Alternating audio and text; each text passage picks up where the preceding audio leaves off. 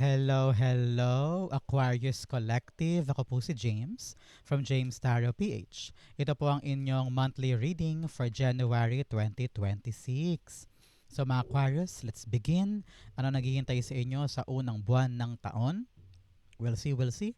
Inhale and exhale, Holy Spirit, Spirit Guides. Bigay natin kay Aquarius sa mga mensaheng dapat nilang malaman for this month. So, in your core energy, wow, the Three of Cups, beautiful.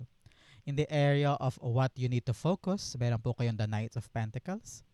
In the area of what you need, you have the Hanged Man. In the area of what's affecting your current energy, meron po kayong the Six of Cups, beautiful. In the area of your near future, the Chariot card, yay! In the area of your challenge, meron po kayong the Knight of Wands.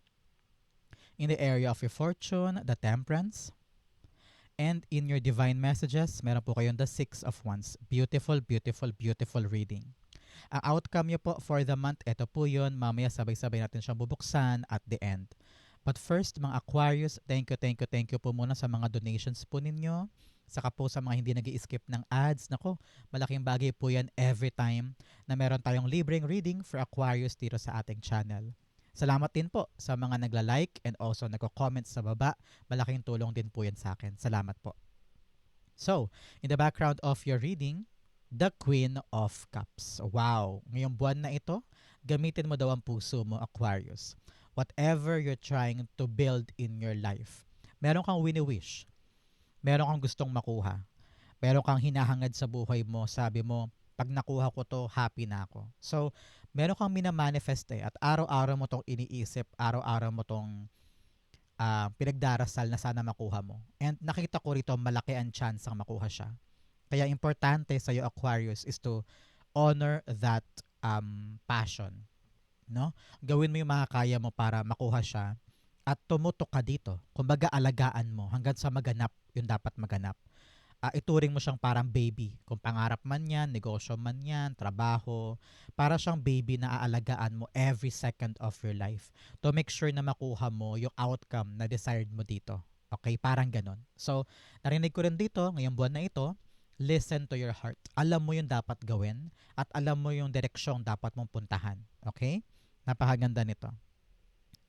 In your card of the month, meron po kayong compassion. Compassion is the warmth of the soul. Give it to others and yourself. Yes, yung pagmamahal na kaya mo ibigay sa sarili mo, sa trabaho, sa pangarap, kayang-kaya mo din ibigay sa lahat yan. Both hearts are here. Talagang mapuso ito for you. So, mahalin mo yung mga bagay na alam mong para sa'yo, para mahalin ka rin ito pabalik. Parang ganon, no? So, put heart, love, in everything that you're doing. Garantisado ang victory and celebration. Speaking of celebration, you have the Three of Cups in your center. Napakasimple nito. Meron kang ipagdiriwang ngayong Enero. Dahil nga ikaw to, Aquarius ka, no? Ang birthday nyo from January to February, no? Talagang marami kang celebration, party, gatherings, baka may reunion pa ako nakita, no? So talagang gamitin mo ang chance na ito, Aquarius, to really enjoy your season. Okay? Sabi ng yung spirit guides, piliin mo ang magmahal, piliin mo ang magpapaligaya sa'yo, at huwag mo hayaang i-down ka ng iba. Kung dyan ka maligaya, bakit ka makikinig sa ibang tao, di ba? So, for others naman po na Aquarius dyan, narinig ko dito, na meron kang isi-celebrate because meron kang nakuha. I don't know why, narinig ko kasi parang may announcement. That's what I'm hearing. May announcement for you this month. Announcement na ganito, ganyan, na hindi mo akalaing nandito na, pero pinagdasal mo kasi to. So talagang you're gonna gather your friends and family. Parang meron kayong Thanksgiving party, parang ganyan, kasi nakuha mo yung hinihintay mo. So congrats po. Three of Cups being clarified by the Two of Wands. So, Two of Wands, yes, handa ka na talagang kumawala sa comfort zone mo. Kumbaga may nangyayari na. Meron ka talagang pupuntahan na bago, meron kang gagawin na bagong trabaho o bagong project.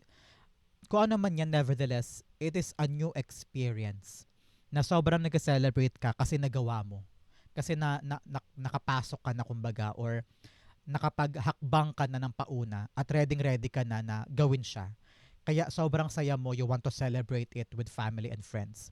Meron sa inyo aalis na ng ibang bansa, pupunta na sa ibang lugar or pupunta na sa ibang, nakita ko kasi transition lilipat parang ganyan. So, definitely going to somewhere or something na unfamiliar pa sa'yo, pero ready ka to take on that challenge and that risk. Kaya sabi mo gusto mo na mag-grow. Kaya gusto mo i-celebrate yung power mo na yan. So, congrats po para sa inyo. So, Aquarius, ano ang nilook forward mo ngayong buwan na ito? Enero, no? Comment down below paano mo sisimulan ang Enerong ito para sa'yo. Okay? In the area of what you need to focus, meron po kayong the Knight of Pentacles. Si Knight of Pentacles, sinasabi ng yung spirit guides na kailangan gradual ang hakbang, hindi biglaan, hindi mabilis, hindi kampante masyado. Kailangan to sigurista ka. Pinaghandaan mo, binusisi mo, talagang pinagnilay-nilayan bawat hakbang para walang delay, para walang unwanted obstacles along the way. Okay? Make sure yung iyong plano ay doable, reachable, attainable. Kailangan kayang-kaya mong gawin. Halimbawa, balak mong makabili ng bahay or balak mong makabili ng ganitong property. Paano? Kailangan practical yung approach. Kailangan kayang-kaya mo siyang sungkitin paunti-unti. Okay? Sabi rin dito, kung may plano, dapat ina-actionan. Hindi pwedeng nananatili lang sa plano. Kailangan may lakas ka rin ng loob na kumilos para matupad yung bawat plano. Okay? So, Aquarius, baka mapanood mo to sa mismong araw ng Pasko, no? So, Merry Christmas. Enjoy the festivities. And welcome 2026 with a bang, especially here with January reading. Kaya kung ano man yung pinaplano mo, dapat daw ay konkreto at pinag-isipan. Knight of Pentacles, the Nine of Wands. Yes, huwag daw susuko. Kung halimbawa yung mga plano mo ay medyo ang hirap-hirap gawin or parang kailangan talaga mag-exert ng 200%, no? Pero sabi dito, with meticulous planning, mahanda mo yung mga maliliit na detalye sa malalaking detalye, gagana na siya in your part. Kasi nakita ko dito, marami ka nang ginawa before no? Paulit-ulit na, nag-try ka na ng iba't ibang bagay, pero nag-fail ka pa din. For example, nakalimang trabaho ka na, pero ganun pa rin nangyayari. Ngayon, dahil pinaghandaan mo, marami ka nang natutunan in the past at ia-apply mo this time. Nakita ko na ito na yun. Ito na yung moment mo, gagana na siya, uubra na. So, make sure na ikaw ay hindi susuko pagdating sa mga pinaghahandaan kasi kayang-kaya mo pa. Okay? In the area of what you need, you have the Hanged Man. The Hanged Man, clarity. Kailangan mo daw munang maupo at tanawin yun ang nangyayari sa buhay mo para alam mo kung ano yung mga dapat mong ihakbang. Kasi minsan, sobrang busy mo, daming kailangan gawin, kaliwat kanan, mga plano, may mga boses din sa paligid mo na iba din ang gusto. So talagang nakakalito yan. Kaya ngayon, sabi ng yung spirit guides, maupo ka muna. Mag-pause ka muna and tignan mo yung nangyayari para makita mo kung ano ba yung katotohanan sa paligid at makita mo din kung ano yung mga dapat mong gawin. So, kung meron kang ginagawang aksyon sa isang problema at hindi gumagana, baka kailangan mo na mag-brainstorm at umiban ng strategy para makita mo na, ay, mayroon pa pala ibang paraan, eto na lang yung gagawin ko. Parang ganun. So, you don't need to waste your time sa kakagana ng isang bagay na wala namang epekto. So, bumaliktad ka tulad niya at doon nakita niya na, ay, ganito lang pala, hindi ko nakita yan before. So, titignan mo in a different lens yung issue para makaisip ka ng paraan makalabas dyan. Okay? Napaka-importante nito. Clarify natin. So, Aquarius, saan po kayo nanonood ng ating reading? Comment down below. Saan po kayo nag-enjoy ng ating special reading for you? Hangman's being clarified by the Eight of Cups. Yes, saka ka lang makakalarga kapag talaga naliwanagan ka na sa mga totoong bagay. Kasi nga litong-lito ka or hindi mo pa ma-pinpoint Dito ba ako nagkamali? Diyan. Ako ba yung may mali o sila? So, para mawala yung confusion na yan sa gagawin mo, talagang kailangan maupo at pakinggan ang sarili. I-evaluate ang paligid. At once magawa mo na yan, doon ka talaga magkakaroon ng malinaw na daan para makawala ka na sa stagnant energy na to at makalarga ka na forward. Okay? Importante to. In the area of what's affecting your current energy, meron po kayong the Six of Cups. Si Six of Cups, narinig ko dito, nakalagpas ka na kasi sa isang mahirap na portion, kaya nag-celebrate ka na. Parang halimbawa, nag-apply ka sa isang trabaho, nalagpasan mo na yung 2 sets of interview, tapos itong nakaraang linggo, nakalagpas ka na rin sa training. So parang sobrang luwag sa damdamin na nakalagpas ka na sa mabigat, kumbaga, nanalo ka na sa isang obstacle and you want to celebrate that with friends and family. So parang ganon. And nakita ko dito that you are seeing this as your turning point. Ito na yung daan sa pagbabago ng buhay.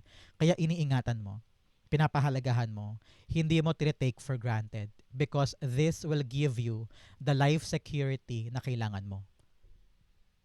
Siguro nito mga nakaraang buwan, nakaraang taon, paiba-iba ng work o hindi sigurado yung kita, hindi permanente yung income, no? Pero itong gagawin mo to parang sobrang permanente, no? Very very secured ang finances, ang work environment. Hindi ka na ganoon nangangamba. Kaya importante sa iyo na i-celebrate ito. Kasi ito na yung part ng life mo nakakawala ka na sa nakasanayan mong mundo. Kasi parang paulit-ulit lang, 'di ba? Na-realize mo rin siguro 'yan na parang yung galawan mo paulit-ulit lang, yung problema paulit-ulit din, yung outcome ganoon na naman. So, gusto mo nang kumawala sa maliit na mundong ito. Kaya ramdam ko yung kagalakan mo sa pag-celebrate in this gift na bigay sa iyo ng yung spirit guides kasi talagang nakalagpas ka na sa bigat at problema. Panahon to para regaluhan mo ang sarili mo. Take your time, namnamin mo yung tagumpay, and then, once January passed, simula na ng kilos. Mamaya i-confirm ko to. Basahin ko lang tong the Six of Cups. So talagang ito yung moment mo this January Aquarius na malagpasan yung bigat, malagpasan yung problema kasi kayang-kaya mo na, okay? Six of Cups. The Queen of Cups. Yes, talaga magudulot sa iyo to ng kapanatagan kasi nakuha mo talaga siya. Peace of mind, no? Peace of mind and talaga namang pagluwag ng damdamin. So, you're really here doing your best at talagang minamahal mo bawat step nito. So, congrats po. Napakaganda nito. A gift from above na magudulot sa iyo ng tranquility and peace of mind. So, congrats po. In your near future, ang tabayanan mo, 7 days, 7 weeks, or 7 months after watching this video, Chariot card, aabante na, susulong na. Kumbaga, after mo mag-celebrate here with the Three of Cups, ito na yung point ng movement. Ito na yung point na kailangan natin magseryoso kasi gumagalaw na tayo, umaandar na sa bagong journey. Para kang nasa unahan ng parada, no? Nakasakay ka sa karosa at talaga namang inaano mo na yung ruta patungo sa destination mo. Nasa kamay mo ang manibela. So always tell yourself, ready ako, handa ako, the universe is protecting you, at talagang hinug na yung journey para sa'yo. So sabi dito, wala nang atrasan to ha, wala nang back and forth, wala nang paiba-iba ng isip. Go forward, charge forward. Pag lumalabas kasi to, isa tong malaking indikasyon ng tagumpay. So congrats po in this new journey. You're gonna see na malayo pa mararating mo. Some of you para mag-travel pa. So, congrats po kung ano man tong paggalaw or transferring or movement para sa buhay mo. It will be something good for you. Congrats po. Chariot cards being clarified by the Six of Cups. Yes. Now you are ready to move forward. You are ready to leave something behind. You have 6 here telling you na panahon to para mag-reflect. Ano yung mga bagay na kailangan mo nang itapon, bitawan, pabayaan? Ano yung mga bagay in the past na hindi mo na uulitin? At ano yung mga bagay in the past na inspirasyon mo para makalaban ka dito sa bagong buhay mo? Okay? God is giving you a gift. Talagang grand detour ito pag iba ng daan mula sa mga dinanas mo in the past. Okay? In your challenge, meron ka pong have courage and addiction. Wow! Magkaroon ka daw ng tapang na bitawan yung mga bagay na kinakaadikan mo. For example, mga bisyo, alak, sigarilyo, o di kaya sobrang pag-shopping, online selling, online pagbili, no? O kaya labis-labis na pananood ng Korean novela, na nauubos na yung oras mo dyan. Kung ano man tong sobra-sobra mong ginagawa na lumalamon sa oras mo at sumisira sa schedule mo every single day, bitawan mo yan. Maging matapang ka na putulin na yan, okay? Because it's not helping you anymore, okay? In your challenge, you have the Knight of Wands. Sabi dito ng iyong spirit guides, matuto ka naman daw mag-explore. Matuto ka maging adventurous this time. Mag-try ka lang ng mga bagong bagay. Huwag ka umatras. Okay?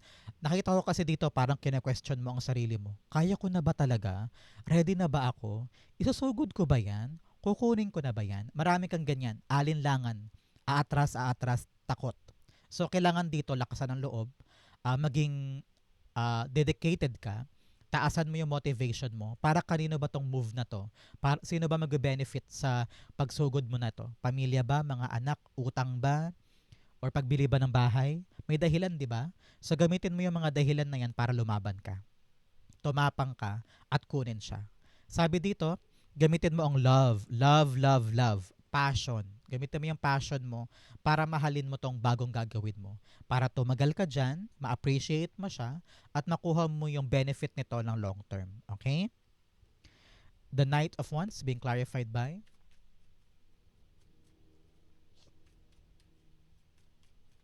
you have the Nine of Swords. Yes, marami kang alinlangan, takot. Iniisip mo agad na baka mag-fail ka. Iniisip mo agad na baka mauwi sa wala, na baka mapahiya ka lang, na baka i-judge ka ng maraming tao. Napakaraming mo iniisip, nag-overthink ka na. Na halos yung mga worry mo hindi naman mangyayari. So, learn to control your stress. Learn to control your overthinking. Gawin mo lang every single day. Show up. Huwag mo masyadong isipin yung mga bagay-bagay. Just enjoy the process para malusaw tong mga takot mo. Karamihan sa mga takot mo hindi naman mangyayari. Okay? So, think about that. At i-rewire mo na yung isip mo to do the right thing. Okay? In your fortune, in the flow, everything is smooth sailing. Wow. Lahat daw ay smooth sailing, maayos. Huwag ka mag-alala. You have narrow pathway, tread thoughtfully. Sabi dito, habang umaandar ka sa journey mo na ito, kailangan talaga matalas ang isip at na pinaghahandaan muna, and then dahan-dahan para tama ang bawat hakbang, tama ang bawat aksyon. Okay? In your fortune, meron po kayong the Temperance card. Temperance card, sabi dito, kung ano man yung pinaghihirapan mo, gumagana na. It's working in your favor. Nagtiyaga ka, nagsipag ka, nagpasensya ka, no? Kada araw pumupunta ka doon para asikasuhin. Nagreklamo ka, yes. Frustrated ka, yes. Pero ginagawa mo pa rin. And that is power for you. Nagbunga yung pinaghirapan mo. Kilos-kilos, gawa-gawa, likha-likha, lilok-lilok, nabuo, na ipanganak. So, ito ay hindi lang dahil sinuwerte ka. Ito ay dahil pinaghirapan mo. So, ngayon, Archangel Michael here is giving you his congratulatory remark na kinaya mo, nagawa mo, you are protected, you are guided. Mag-thank you ka kay Archangel Michael for his help. And nakita ko dito na huwag ka pa rin daw mapagod. Porque nakuha mo na yung bunga na hinahangad mo, ituloy mo pa rin para ito'y tumagal at magkaroon ng long-lasting effect sa'yo. Okay? Nakita ko rin dito, this month ay magandang relasyon, magandang ugnayan with people. Talagang harmonious, peaceful life for you. Okay? Temperance cards being clarified by the King of Pentacles. Yes, everything now is sure. Everything now is secured. No? Talagang napanghahawakan mo yung mga bagay na gusto mo para sa'yo. Kung meron kang nililikha na proyekto, especially here, with a Temperance card, binubuo araw-araw, matibay na yung pundasyon. Kumbaga, napalago mo siya na napalago, matibay na, matatag na. So, sabi dito, don't lose sight on what's important. Kung mahalaga sa iyo yung binibuild mong yan, dapat nandyan ang mata, nandyan ang effort, nandyan ka every single day to continue the cycle at patuloy siyang lumikha ng magandang bagay para sa iyo. Kung ito man ay negosyo, dapat talaga nandyan ka para kaching-kaching ay lumago. Kung ito man ay trabaho, ipakita mo yung effort mo every single day para yung permanenteng kita tumagal. Kung ito man ay project, ipakita mo kung gaano ka professional para lumago yung financial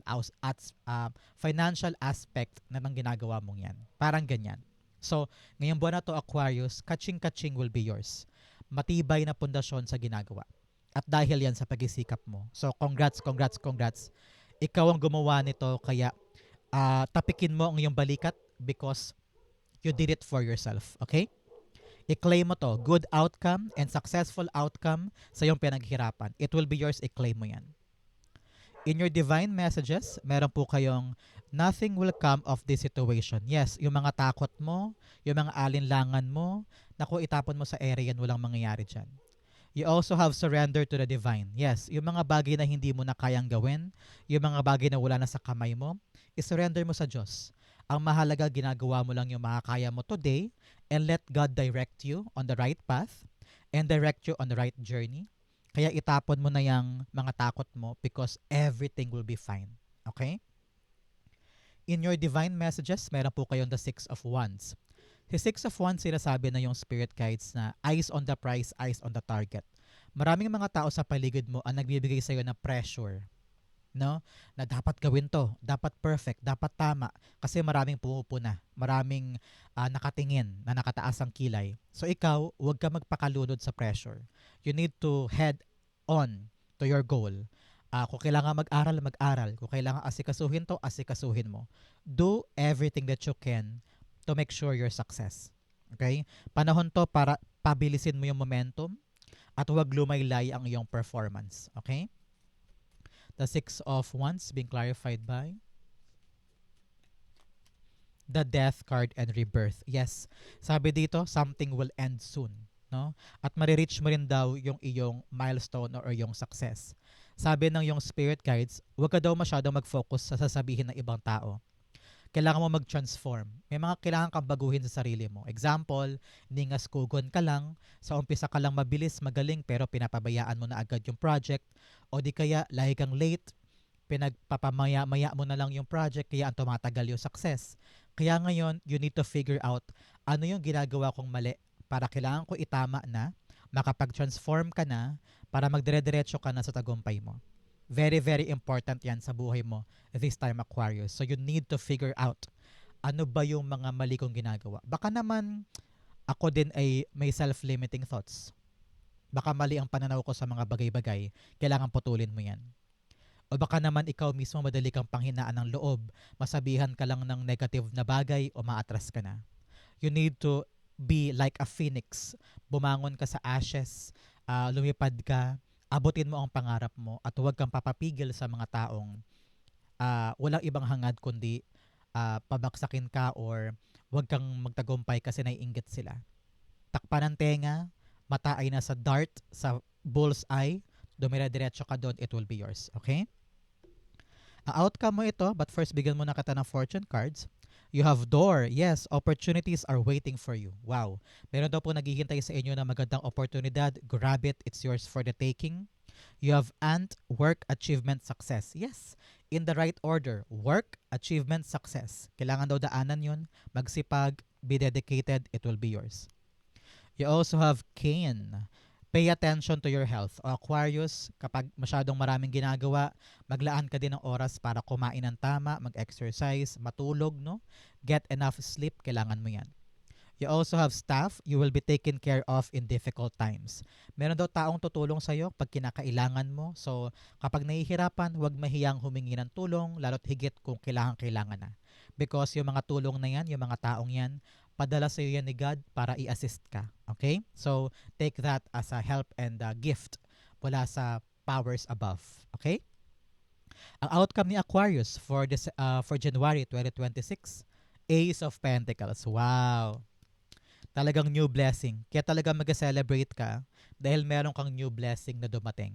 So, i-grab mo tong pagkakataon na to. Maaaring pera ito, no? Pwedeng puhunan mo. O kaya new opportunity, bigla meron kang pwesto sa palengke, sa'yo binigay. O kaya tinawagan ka na bigla for a new job, no? So, i-grab mo tong pagkakataon na to kasi ito na yung chance mo for a brand new life, a brand new beginning ngayong January. Napakaswerte mo kasi binibigyan ka ni God ng pagkakataon sa unang buwan ng taon. So, you're gonna be very, very busy hanggang kalahati ng 2026. Nakita ko talagang you're very, very hardworking para sa blessing na ito. So, go push, ilaban mo to, and be excited for the new opportunity. Congrats po. I-clarify natin siya. Ace of Pentacles being clarified by you have the Ace of Cups. Yes, talagang papasok to. 1-1 is here telling you you're on the right path. Okay? You're on the right direction. Kung ano man tong darating na blessing sa buhay mo na medyo kinakabahan ka or parang gusto mong umatras, pero kung iisipin mo mabuti, dapat maging maligaya ka kasi dumating na yung ikakaunlad mo or ikakaligaya mo soon. Kaya sabi dito, pag dumating, lagi mong isipin na, ay, ito talaga yung right direction for me. So, no time to back out, no time to fear this new blessing kasi para sa'yo talaga to. So, sabi dito, mahalin mo daw to ha. Put your love here. Mahalin mo yung bagay na to because mamahalin ka rin niya pabalik. At tatagal to, lalago to sa'yo for a very, very, very long time. Okay? Wow, Aquarius, napakaganda na reading mo. 10 kayo nakaresonate, comment down below. Thank you, Holy Spirit, Spirit Guides, for the clarity and messages para sa mga mahal ko Aquarius. Mag-comment lang po kayo sa baba. Babasahin ko po yan. Thank you again for watching hanggang dulo, Aquarius. I love you. This has been James for James Tarot PH. God bless everybody.